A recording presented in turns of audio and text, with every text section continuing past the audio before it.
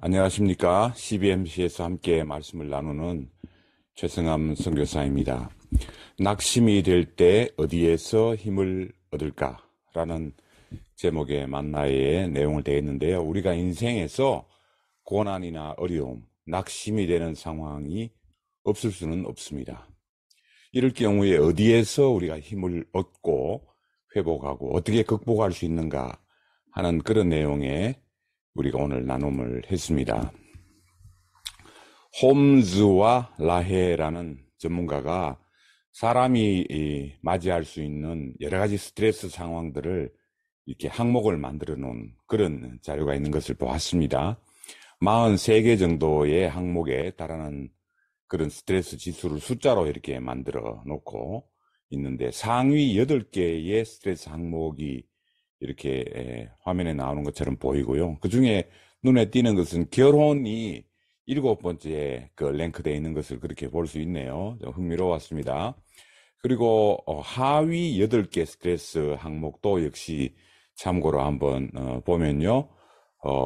특별히 이 휴가나 성탄절이 스트레스에 그래도 세지는 않지만 가벼운 스트레스를 우리들에게 주고 있다. 뭐 이렇게 재미있는 그런 결과를 우리들에게 보여주고 있습니다. 여기 이제 옆에 숫자가 다 나와 있는데 여기 150 이하는 아주 건강하다. 그리고 이게 300이 넘어가면 질병에 걸릴 확률이 80% 이상이다. 그렇게 나와 있습니다. 자세한 것을 알고 싶으면 인터넷에 치면 이렇게 잘 나와 있습니다. 그런데 우리가 성경에서 고난, 뭐 고통 이런 걸 생각하는 대표적인 인물이 있다면 바로 욥이 되겠죠. 욥이 닥친 고난이 이제 어떤 것이 있을까를 쭉 보면 대개 한 7가지 정도로 이렇게 볼 수 있는데요. 그 중에 특별히 이제 6번째 보면 이유를 알 수 없는 고난. 하나님과 그 사탄 사이에 욥을 시험해 보자 하는 그런 내용, 그런 것들은 사실은 욥 자신은 몰랐습니다. 그러니까 전혀 이유를 알 수 없는 고난을 딱 맞이했던 것. 그리고 하나님의 침묵이 욥을 굉장히 힘들게 하고 답답하게 했을 것 같다. 그렇게 또 우리가 볼 수 있습니다. 욥기는 42장으로 전체가 구성되어 있는데요. 그 중에 37장까지 하나님께서는 침묵하고 계십니다. 욥이 그렇게 힘들어하고 욥이 탄원하고 그렇게 안타깝게 호소해도 하나님이 침묵하고 계시다가 37장 이후에 하나님이 나타나시거든요. 욥이 많이 힘들었겠다. 그렇게 우리가 또 짐작해 볼 수 있습니다. 남자들이 흔히 모이면 자기 군대 생활을 얘기하면서 어떤 부대가 가장 힘들었을까 그런 얘기를 많이 하지 않습니까?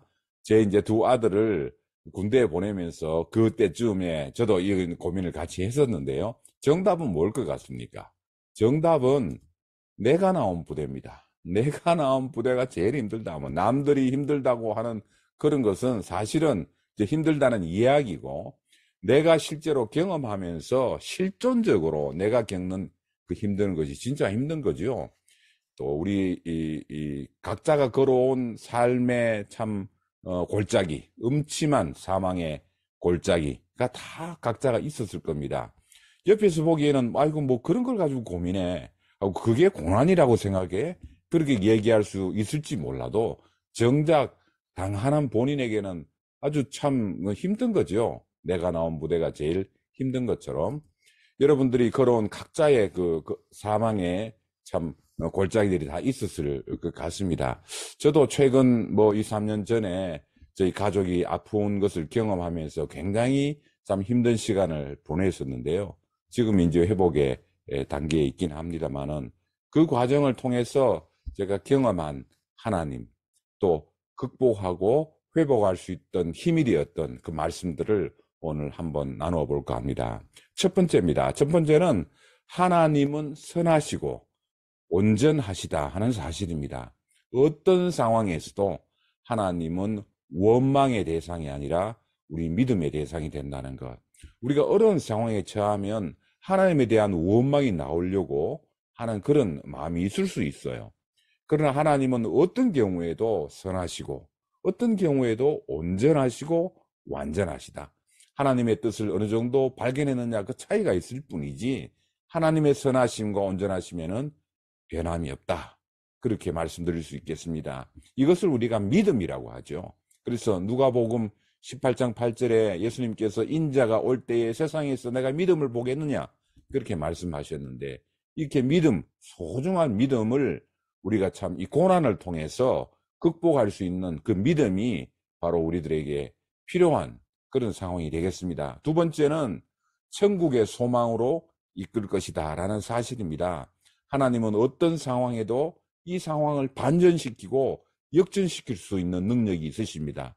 기어코 우리들 하여금 기쁨과 위로와 평강의 길로 이끌 것이라는 소망, 그 소망이 우리가 고난 가운데 이겨낼 수 있는 두 번째 힘이 되는 것 같습니다. 이사야 53장에 보면 그가 찔림은 우리의 허물 때문이요 그가 상함은 우리의 죄악 때문이라.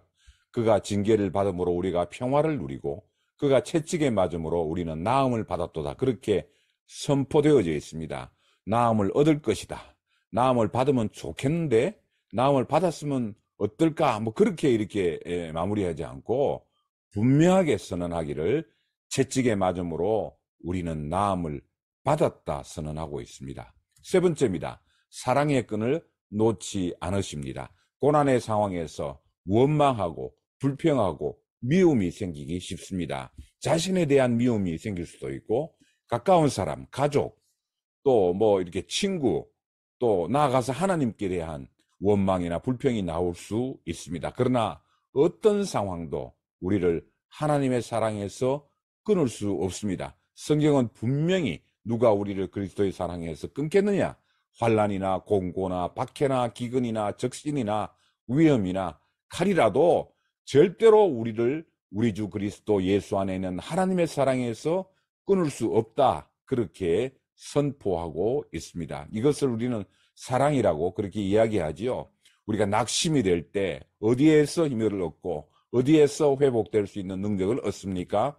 바로 하나님은 언제나 오르시고 언제나 선하시다는 믿음, 또 하나님은 반드시 이 상황을 역전시켜서 참 기쁨과 평안으로 우리를 이끌 것이라는 소망, 그리고 어떤 고난과 어려움도 우리를 하나님의 사랑에서 끊을 수 없음을 확신하는 그 확신이 우리로 하여금 낙담이 될 때 극복할 수 있는 그런 힘이 될 줄로 믿습니다. 우리 이 모두가 정말 참 힘들고 어렵고 고난고 낙담이 될 수 있지만은, 그러나 그 상황에서도 극복할 수 있는 능력을 우리가 믿음과 소망과 사랑 안에서 회복할 수 있기를 축원합니다. 감사합니다.